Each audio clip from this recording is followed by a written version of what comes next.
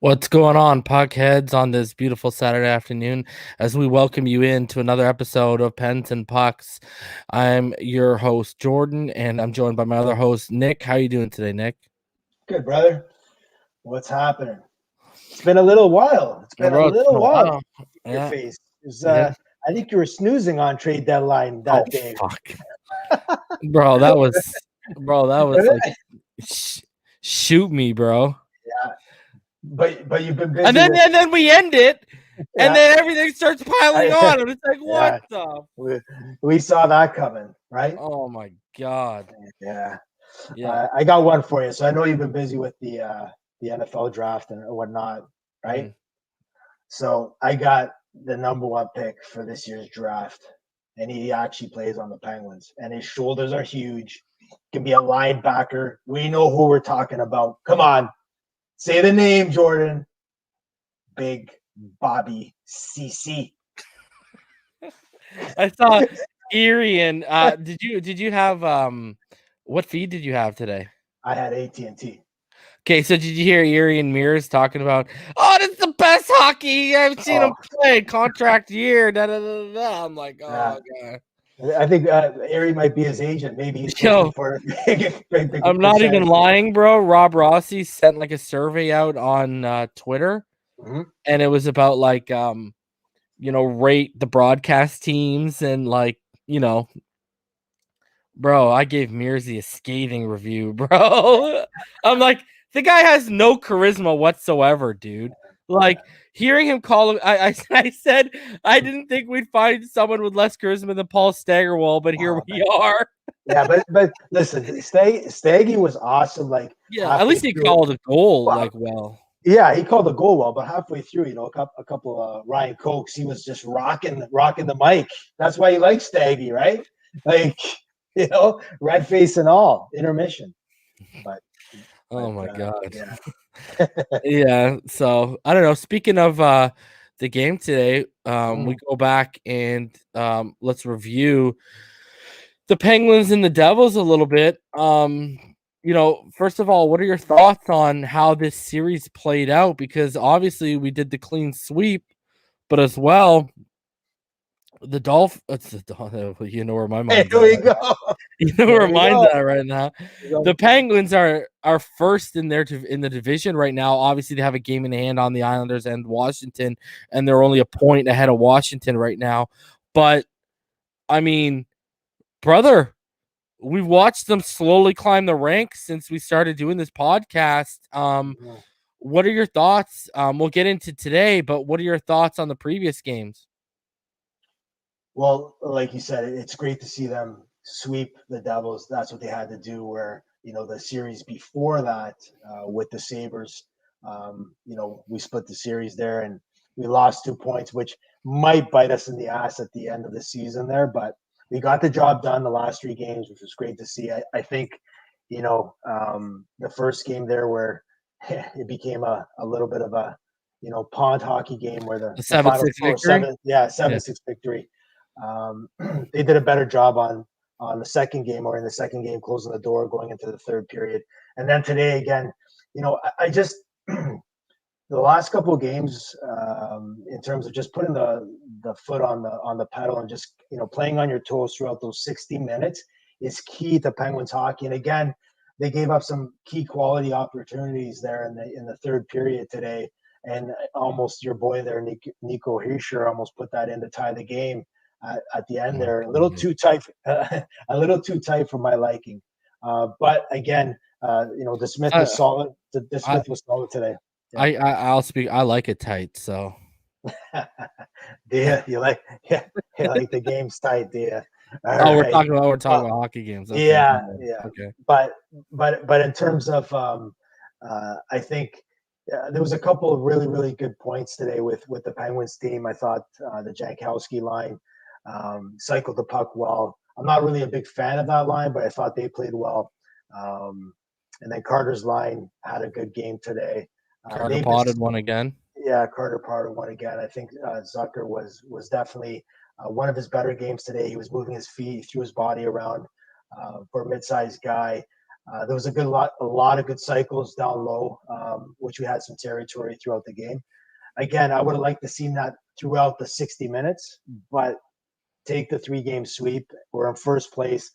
The Capitals play tonight versus the Islanders. They're in a 3-game series, and Ovi is a game time decision because he left the game early last game. Good. You know what I liked about the first 2 games specifically? The fact that the game 1 we only had 4 giveaways, and game 2 we only had 6. You know, because we sat here and they've been in double digits. Now we lost the giveaway battle because they've only had 3 in each game. Today we got a little high again. The Devils had 3 again, and we had 9. But, you know, you go back to that first game and the second game, we won in the faceoff circle, 55% in the first game, 54% in the second game, and then today all the way up to 61%. And another thing too is, you know, Sidney Crosby. You know, he had 2 points in the first game, right? He had 2 points in the second game, and then today, when you add in that empty netter he snuck in with 0.1 seconds, he had another point. So, you know, he had 5 points in 3 games. And, you know, we've been talking, you know, a couple weeks ago or whatever, we were talking about how he needed to come on, he needed to find his form or whatever, especially if you go back to like February when we were doing this, right? Yeah. And he's kind of getting into his rhythm a little bit here. And, you know, as we're getting, you know, we're 48 games deep. We're getting close to playoff time here. This is the perfect time for him to start finding that rhythm, Nick, and start getting the momentum going a little bit in his favor, no? Yeah, I think, you know, you've seen the trend continue here with Sid over the last number of weeks. The really great thing I like about Sid and his game is he's really cleaning up the defensive zone. His back check today, again, phenomenal. You know, Letang pitched there, and you know, Crosby was just right there just to cover up for Chris. So, you know, his game overall has been really, really solid over the last 6 to 7 weeks. He's contributing on the scoreboard, which that's what you need from He Sid, looks more involved, Nick. Like, you remember how we were talking about, like, he's more in the play. Yeah, but remember we were talking about he looked a little disinterested? Yeah. It looks like that's out the window right now. Yeah, I definitely agree with that. I sort of took some heat the other night because I sort of called him and Letang out on social media on the 7-6 game just because I felt that, you know, they went into the third period and, you know, I find the Penguins are listen, we've won. We have 5 cups. We are an arrogant organization. That's just the way the Penguins are. And no matter who's coaching, no matter who's wearing the jersey, when you have the 5 cups, you sort of have that swagger. And I thought that swagger was sort of a little bit too much against the Devils that first game where they were driving by pucks. They weren't getting the pucks in deep. They were sloppy. But again, you know, Sid took the team, and then on Thursday and today, you know, really played more of a complete game. Again, my worry is, I said to somebody during the game today, in the third period, we gave up some high quality chances, and they didn't go in the net for the Devils. But if you're playing against the Caps, if you're playing against the Bruins, if you're playing against the Islanders, what happens there? Do the pucks go in the net? Like, really, we want to cut those chances down. And you pointed a good note today: 9 giveaways today. 9 giveaways. You know, you got to keep that number below 5 in the playoffs. So Sid is trending in the right direction, and I think everybody is. There's a lot of tough decisions Mike Sullivan's going to have to make once you get back the healthy bodies here. What do you think about? First of all, I didn't like that. You know, in the first game there, how they gave up that shorty to the Devils. You never like to see that. But what did you think about Jari allowing 6 in the first game, but then bouncing back and only allowing 1 in the second game of the series? What were your thoughts on Jari in the first 2 games? First game, you know, the third period, I haven't seen a Penguin goalie play like that in a long time.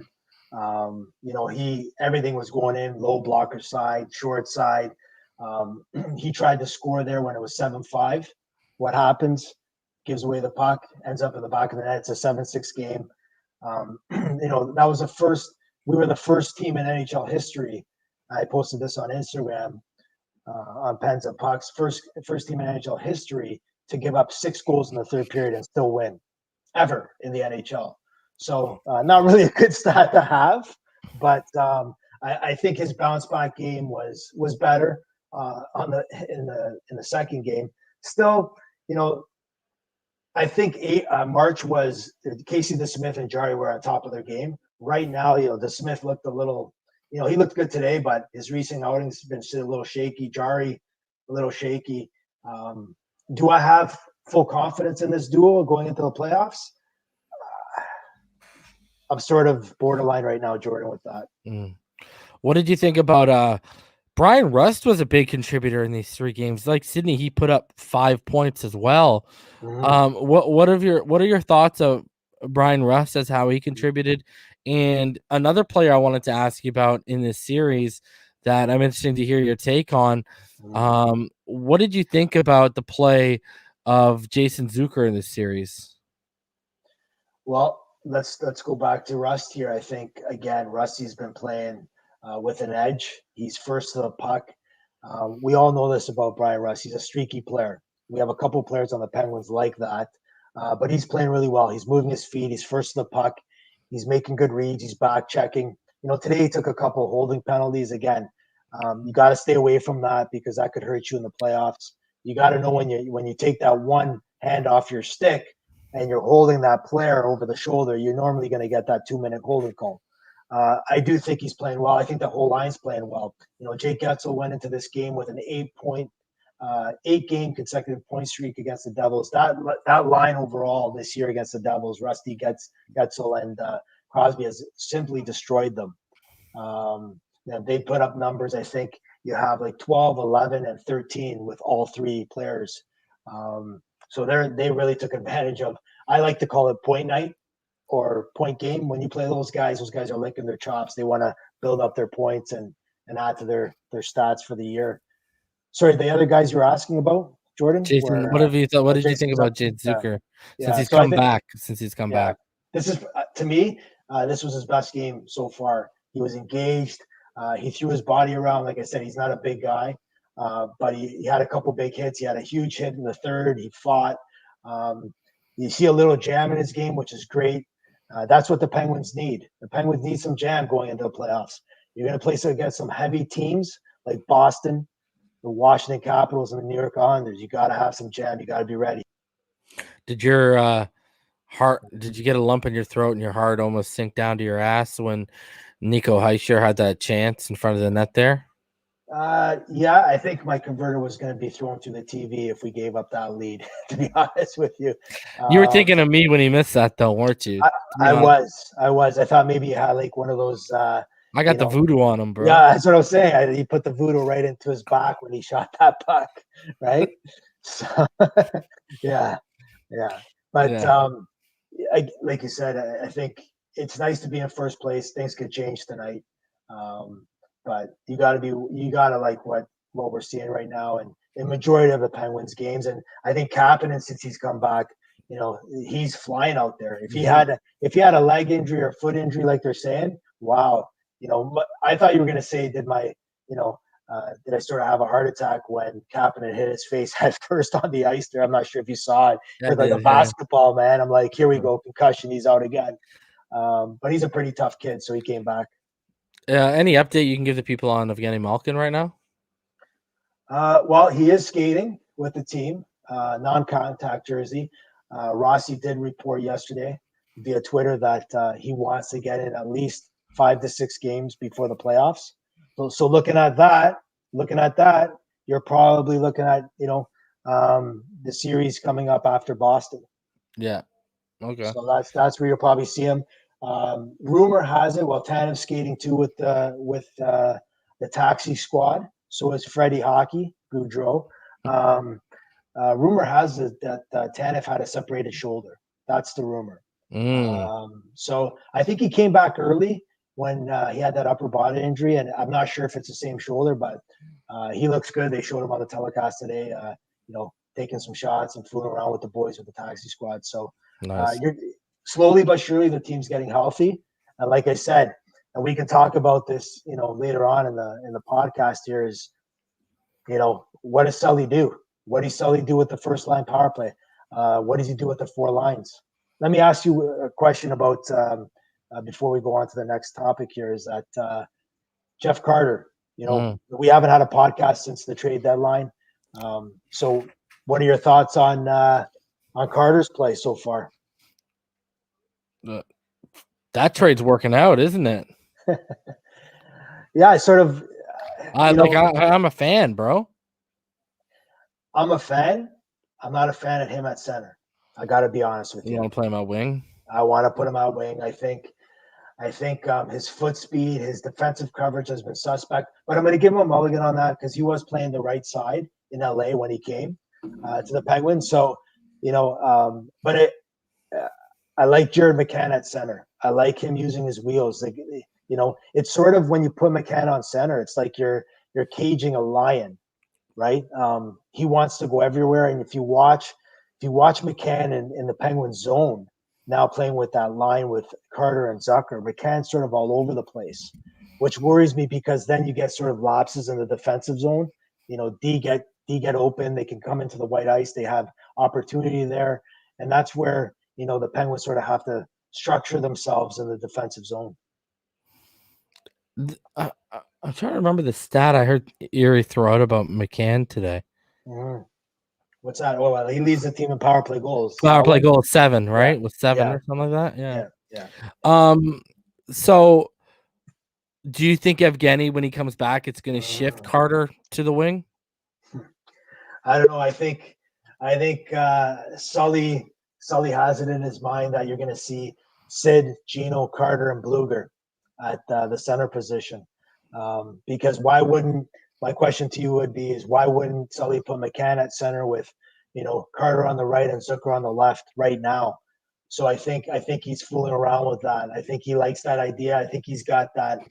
You talk about number 13 being your number. I think he's got this ingrained in his head as Nick Bonino at that third line center, and now it's Jeff Carter.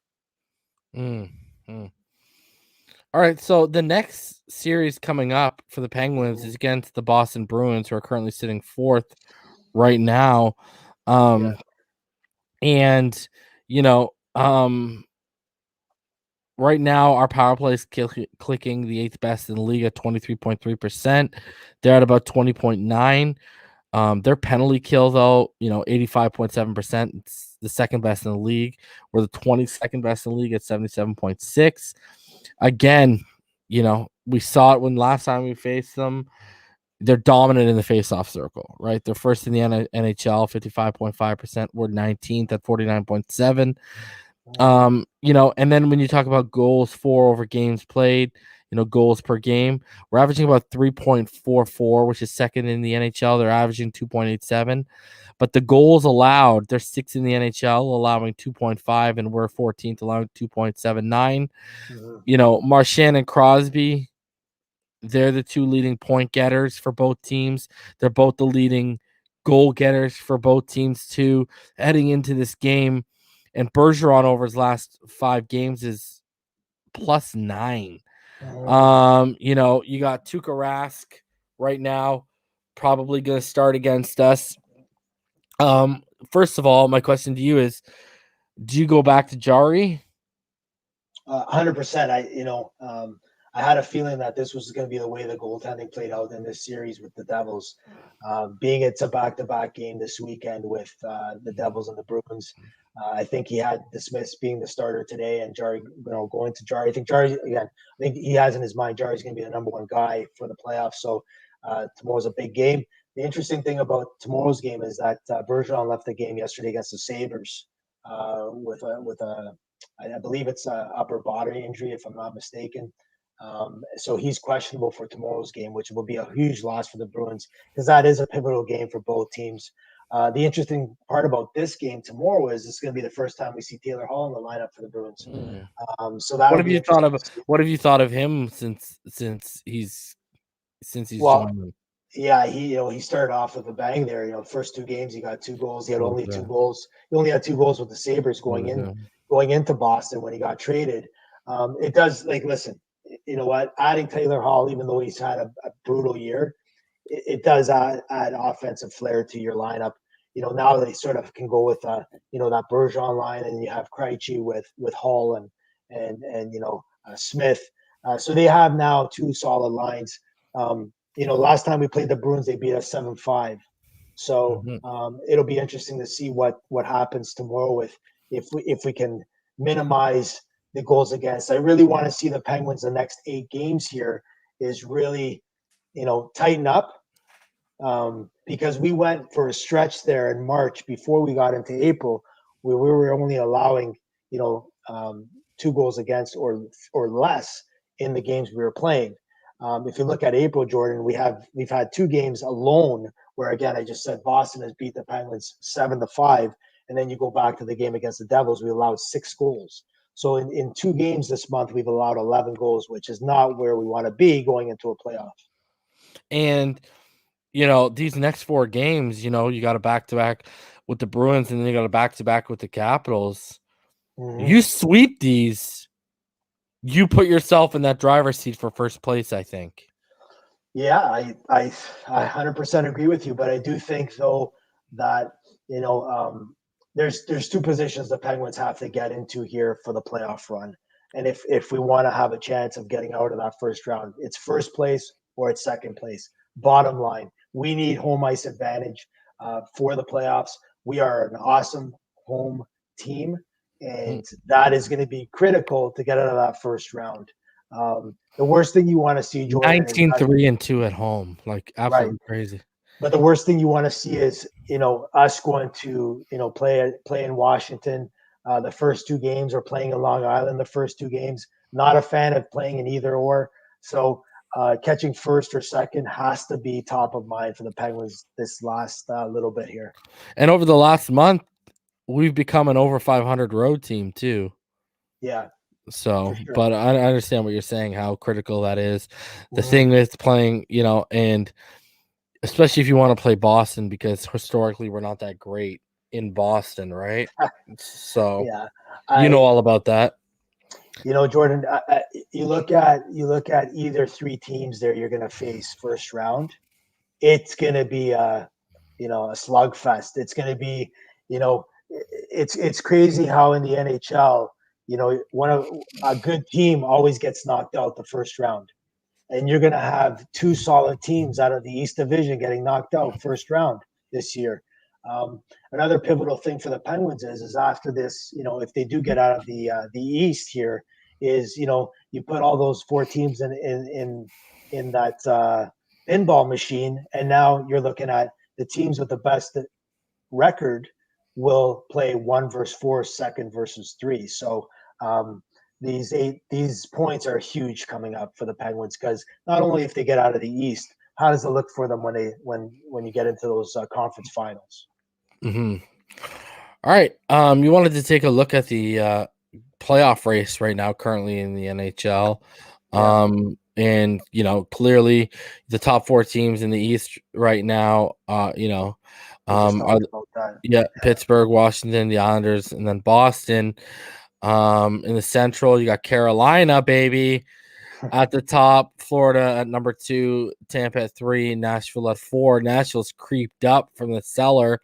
In the West, obviously, you got Vegas, Colorado, who have already clinched playoff spots right now, Minnesota and Arizona.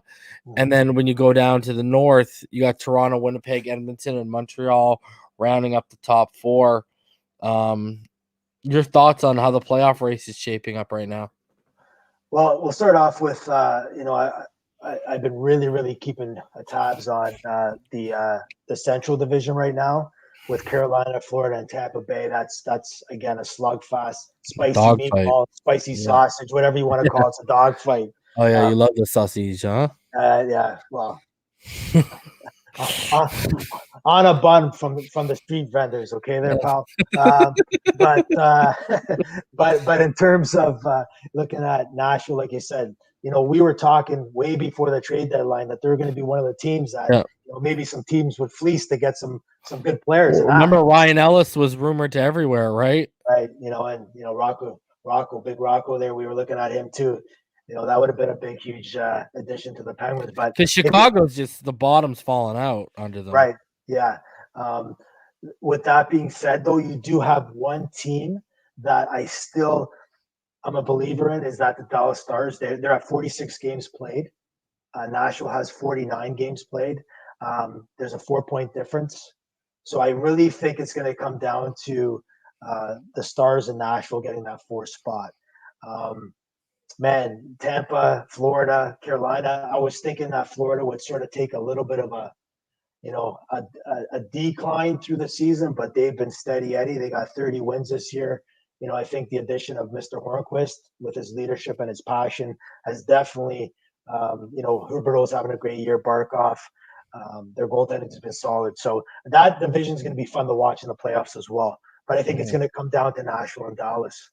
Looking at what are your thoughts with Vegas and Colorado? Looking at that West Division here, those two are, man. You figure one of those two are going to get knocked out, Jordan. Yeah, right? look at how good Colorado was last year in the bubble, right? Yeah. And your team, Minnesota, keeps biting at the chomp. And I know we're talking about potentially, if everything goes wrong, Rick Tocchet being a replacement, but right now they're in a playoff spot. Right. Albeit they have 3 games in hand on the Blues and they're only 1 point up, but still. Yeah, for sure. So you look at the Wild, and again, joking aside, Kaprizov has just been lights out. 21 goals this year for a rookie. He's an older rookie, right? But having a really solid year. And then Phil's had a great year too. Kessel's been fantastic. It's it's good to see it. Everybody sort of gets on Phil, but he consistently brings those numbers in, and he's playing well for Tocchet.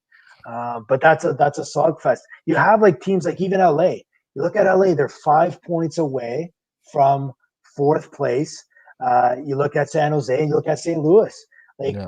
For that bottom spot there in the West, it's going to be interesting. It's going to be fun to watch. And brother, like, who would have thought Rantanen would be second in the NHL in goals scored right now? Right, for sure. But you look at that team in a whole with their offense. It's a pretty deadly power play. Rantanen had a huge year. When was it? 2 years ago, prior to 2 years ago. where he just racked up the points. Yeah. Interesting note here, though, when you talk about Rick Tocchet, and you talk about a couple of things here. So I just want to bring this up for fans to chew on, especially Penguin fans, because I will say this, and I really think this will happen, is that if the Penguins do get, and of course we don't want this, we want a long spring, we want to go into the summer. If the Penguins do get knocked out first round, I do believe that Sully won't be back with this team. And you believe he will or won't? He will not be back. He will not be back with this team. So I will put it out there to Penguin fans right now, is that looking at some free agent coaches on the market. And I don't want to be talking like this, but just to put it in your ears. So free agent coaches, Rod Brindamore, Rick Tocchet, and Travis Green all need contracts for the next season. So again, with a new hierarchy with Berkey and Hextall, listen, Sullivan's done a fantastic job with this team. When we started this show back in early February or middle of February, I was asking for a coaching change. We talked about it, right? But now, with all the injuries he's had, we're in first place on what's today, April 24th. Yeah, great job by Sully. But we all know, the last 2 years with the Penguins, we've seen a debacle. We've been knocked out first round. We've only won 1 game in 2 series the last 2 playoffs. What happens this year? It's yet to be seen. Looking at, let's go back to the North. So, I know I have a lot of Leaf buddies out there, Leaf Nation. I had an hour and a half conversation with a Leaf fan last night about the Toronto Maple Leafs and about their goaltending situation. So, Jordan, what are your thoughts with they got Big Save Dave, they got Soupy Campbell, and they got Freddie I Can't Win Anderson. So who do you start if Freddie Anderson comes back? Campbell. Campbell. Remember we talked about this last time, right? Yeah. But again, they didn't have David Riddick. Okay. Freddie Anderson is I believe he's skating. I believe he's practicing. Um, you know what? You know what do they do? If I'm a Leaf fan, I would be going crazy right now because it seems that they made the nice trade for Foligno. Um, they have depth at the forward position. Their D is somewhat suspect at sometimes, but goaltending is going to win you series, and I don't believe any of those three can put the Leafs over the edge here. Why? So who are you going with? I'm going with who you're saying. I'm going with Campbell because I think the boys are behind him. I think they want to play hard for him. I think he's a good teammate. I would probably go Campbell, but you listen to a lot of the media outlets yesterday. I know that all the everybody's saying sort of you got to go to Freddie. He's your number one goaltender per se in the franchise. You got to go with him. Um, you know, the other night when Hellebuyck got pulled there, I wasn't watching the game because I was watching the Penguins games, but I was getting all these updates via Twitter or whatnot. Question is that Winnipeg, you always say, okay, yeah, it's Winnipeg's year this year. It's Winnipeg's year. But then Hellebuyck gives up, two quickies. He's pulled.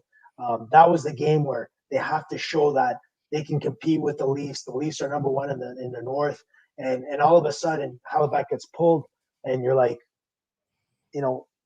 is Winnipeg going to get over that hump? I don't know.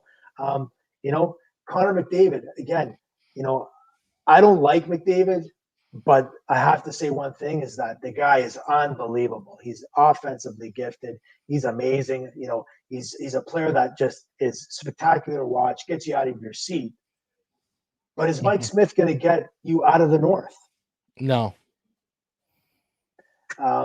And then you go back to Carey Price, which he's been injured. He's got, he had a concussion last week.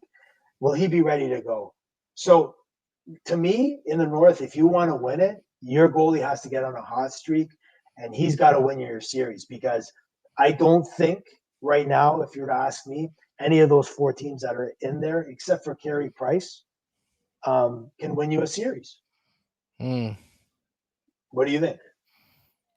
Yeah, I don't think Price. Yeah, I'm not a huge believer in Price. You're right. The goaltending isn't it. We've went over this too on past shows in terms of when we looked at all the goaltending in the league.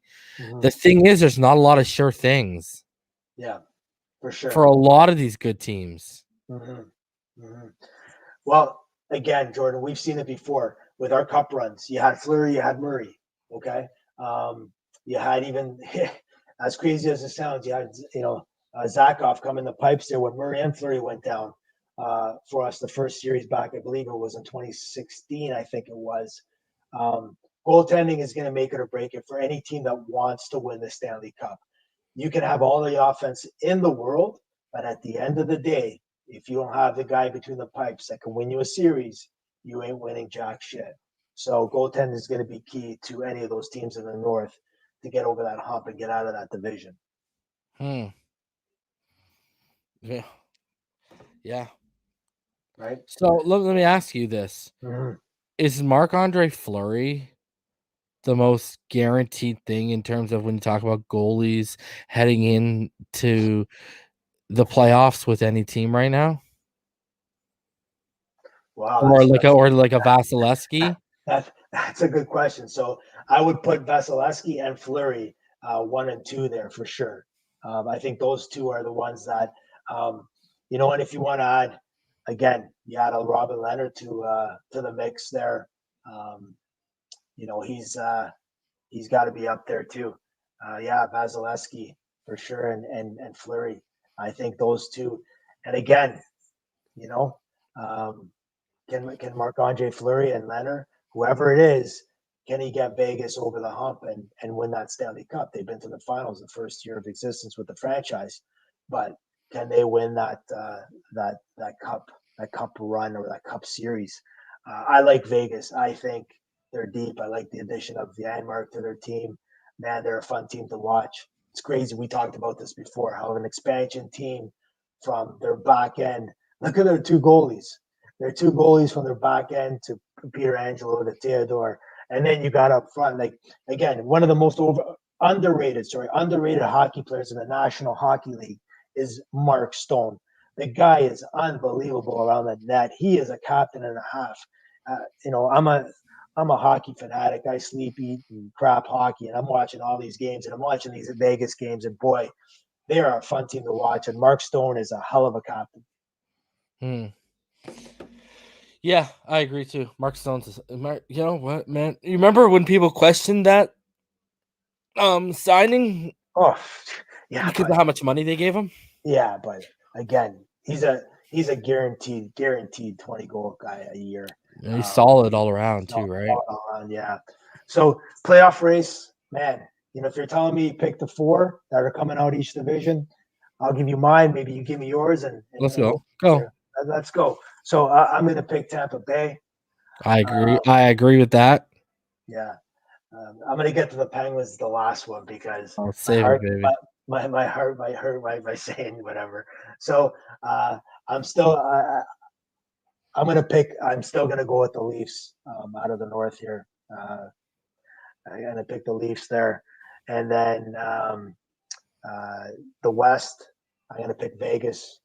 So Vegas, Tampa, Leafs. Man, I hate to say this. You're going to say Washington, you son of a bitch. I'm going to say the Washington Capitals. Okay, fuck you. I'm going to go Tampa Bay because I just believe their experience is going to win out in that division. But I was just surprised that those Canes come through. I like you. You know what? I'm going to switch it up. I like you think it's going to be Vegas, but I'm going to go with Colorado just because of what they did last year in the bubble. Yep. I'm going to go Tampa, Colorado. Yeah. I'm actually going to take a sleeper in the North. Well, not really a sleeper. I'm going to take the Edmonton Oilers. Nice. I think Toronto's just set up to choke. I think it's going to be Edmonton or Winnipeg that comes out of there. And then in the East, don't go with your heart, buddy. Don't go with your heart. I know. Listen, Washington's not the option for me right now, bro. Okay. I'm thinking either Pittsburgh or New York. Okay. So if you tell me not to go with my heart, then I'll go with the Islanders. But I think the Islanders will upset them in the first round if it stays at 2-3 with Washington. I 110% believe that. Listen, I agree with you with Pittsburgh. I think this will be the year they get over the hump again of winning the first round. They'll get past the first round.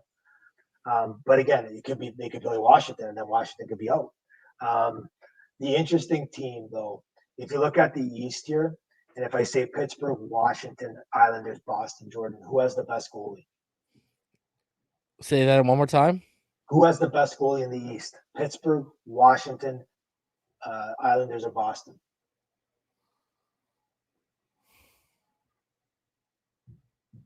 Man, that's tough. I like the Islanders duo, but if you're going just like straight up, just straight up, like he's your number one guy. He's going to be the guy that Tuukka, because he's done it right. So again, that team there on goaltending alone, he can win you a series, and that's where it's going to be interesting. You look at Jari and DeSmith. I was listening to Mark Madden the other day, and there is some worry here with Tristan Jari being a so-called relaxed goaltender, nonchalant, not being that really serious guy. And then we had a goaltender previously that now is with the Ottawa Senators that was very cocky and arrogant and didn't really practice to his potential. And we all know how that finished off for him, right? Yeah.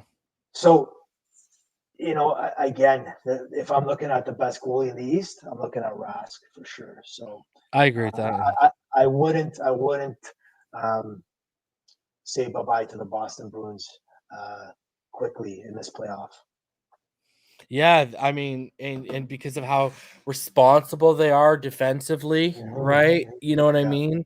They added a little firepower with Hall, but it's like you said, man, Hall's not a winner wherever he goes. Is he going to bring that over to them? Yeah, we said that. That's definitely for sure, right?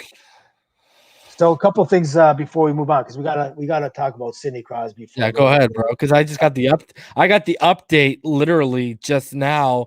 Yeah, Well, that's one of the things I was looking at on my phone. I got the update of what we talked about before we went live, literally as you were talking. yeah. So I'll talk one thing, and then maybe if you want to talk about the other thing about Sid, probably the update that you got in regards to what we were just talking about. But what we talked about first off, offline here was um, the most 20-goal seasons Penguins all time, and Sidney Crosby just beat that today with his empty netter there to make it 4-2. He has now had 13 seasons of 20 goals or more. The next behind him is my boy, which you can see that jersey and that co-host stick behind me there, with 12 seasons. And then you have Gino Malkin with 12. You have Double J, Yarmer Yager with 11. You have Rick Kehoe with 9. And you have Jean Provedel with 9 as well. So You love saying that name, don't you? Johnny. Yeah, love Johnny, right? I Me? used to have a friend of mine. We always used to say, "Fuck you, Johnny." So, anyways, um, but what do you have? Because there's another amazing stat that Sid Yeah. just yeah. So basically, Sidney Crosby has become one of only 3 players to have 16 plus point per game seasons, point per game or more, right? He has now reached 16, like you told me before we went live, and like I'm seeing here, Gordie Howe has 17, so Sid's probably going to pass that, and then Gretzky sits atop of the mountain with 19. So a big day for Sidney Crosby, huh? Big day right at the end there with what 0.1 second. He went from being probably asking a number or answering a number of different questions about the game to You know what my talking. thing is though too, Nick? Yeah, If he didn't have yeah. such a slow start, he's sitting at Oh, 55 points. look out! He could be actually in the battle with McDavid right now. Not only that, Jordan, if he didn't have the years where he was hurt, these records would be done Yeah. already, right? Yeah. He'd probably be like, if Gordie Howe has 19, Sid has 16, he'd probably be right behind him, right? Yeah. So it's amazing what Sid's done in his career with all the injury battles he's had, and great to see. Best 200-foot player ever, buddy. There you go. Sorry. Fantastic. Not even Bang on. it's not even a debate. Bang on. Bang on. Right. Sorry. Besides 71. I had to throw that in there. I know you're trolling. All right, so I know another thing you want to talk about today was the expansion draft. Because a lot of people aren't even thinking about it yet, right? It should be already in the back of people's minds, because I remember when the last one happened, it was in the back of our mind because we knew one of the goalies was going to be lost. Obviously, we made the wrong choice on that one. Let's hope history doesn't repeat itself. Yeah. Ron Francis, the GM over there, right? I believe so. He'll be making the picks. What are your thoughts on the expansion draft coming up to the Kraken? To the Kraken.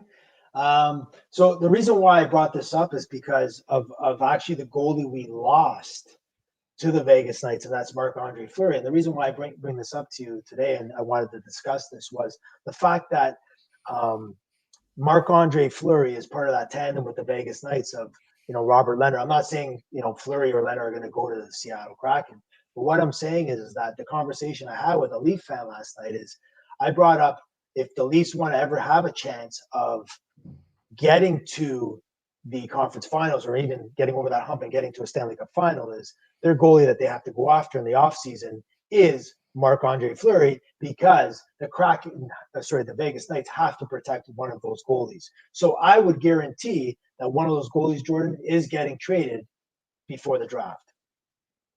Wow. Where do you think they're going? Well, listen, if I'm Kyle Dubas, I'm calling George McPhee of the Vegas Knights, and I'm asking for Marc-Andre Fleury. And if that's a Nylander that you have to give up, some draft picks, whatnot, we know the Vegas Knights want roster players. So that's where I'm going. You're really going to give up that young of a player for a guy in his mid-30s. Remember, though, you have a certain amount of time here where Matthews' contract is kicked You in. also have them. Marner's You also have them pressed up against the wall in terms of they want to get rid of him without losing anything. Sorry, you're talking about Nylander? You're talking about Vegas. Yeah. Right? Right. Like you got him Yeah. pressed up against the wall, like basically got him by the shorts and curls, right? Right.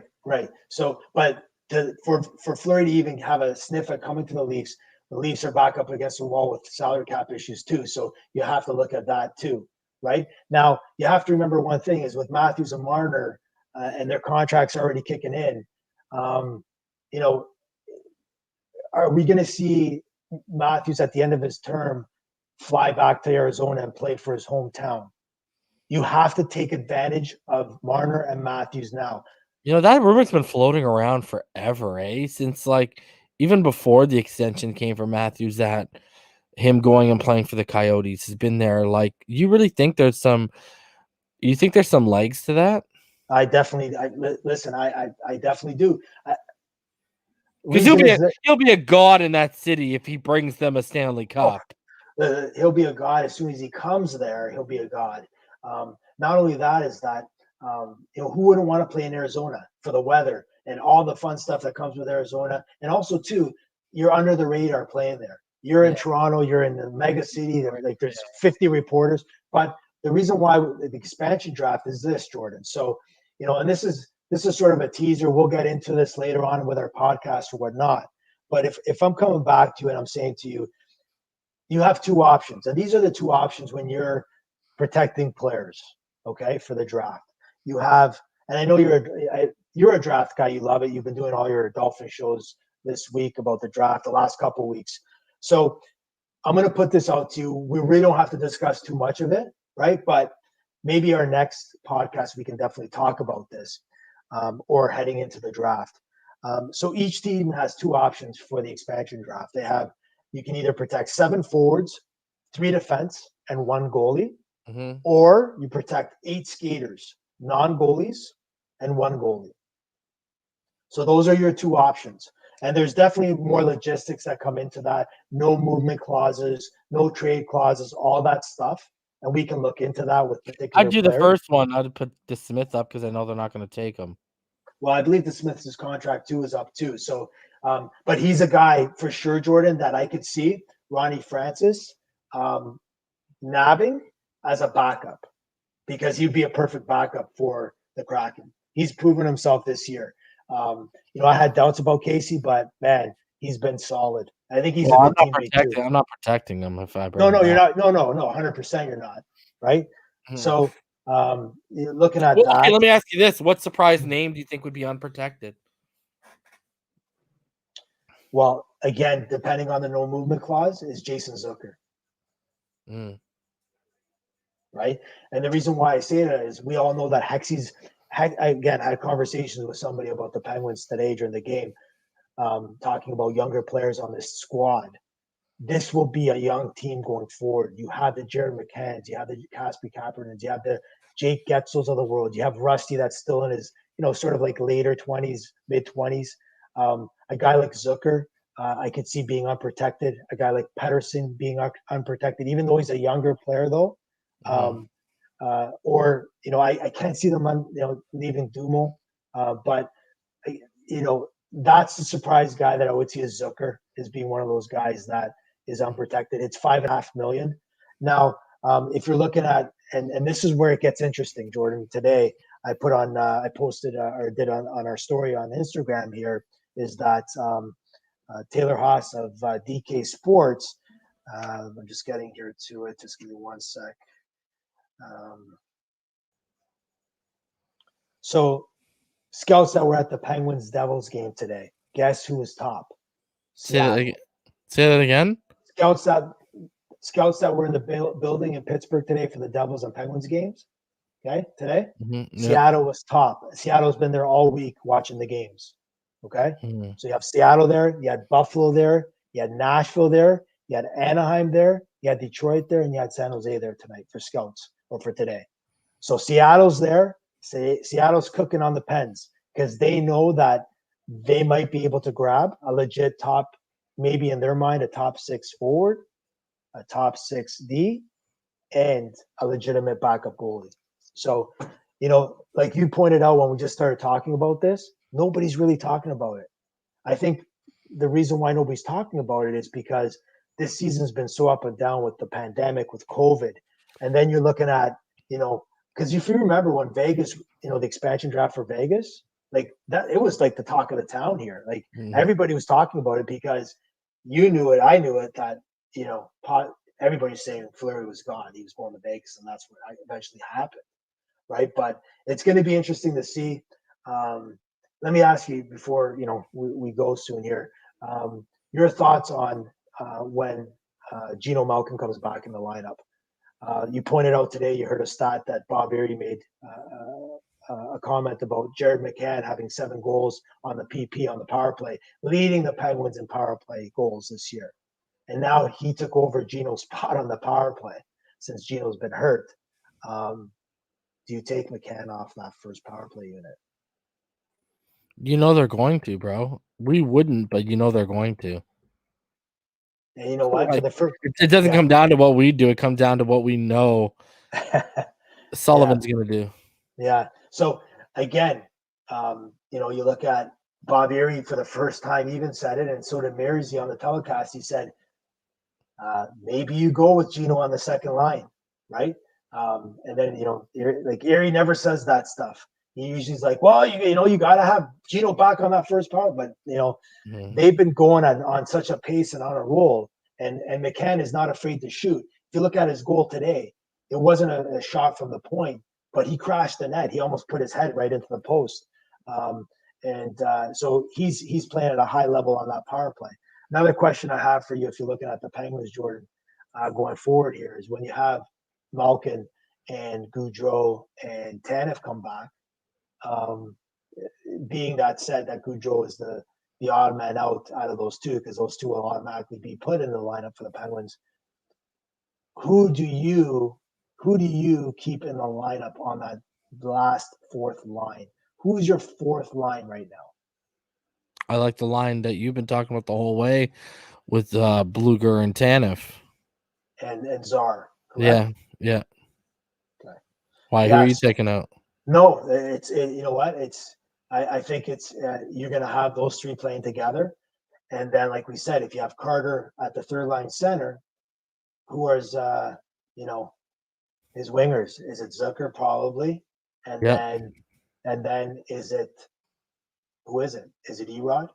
Like, because Rodriguez has played amazing. He's been coming on lately too, right? Man, like smart hockey player, hockey IQ through the roof. And he's not a fourth line grinder, right? Like no, his style, yeah. But today he played on the fourth line, and they had some. But then like you even have Sevier, like I don't know. To me, it's some tough decisions here.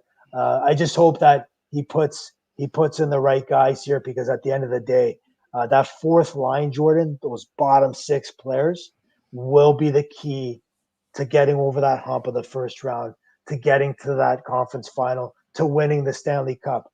We've seen it, HBK. We've seen it with guys like Craig Adams back in 2009.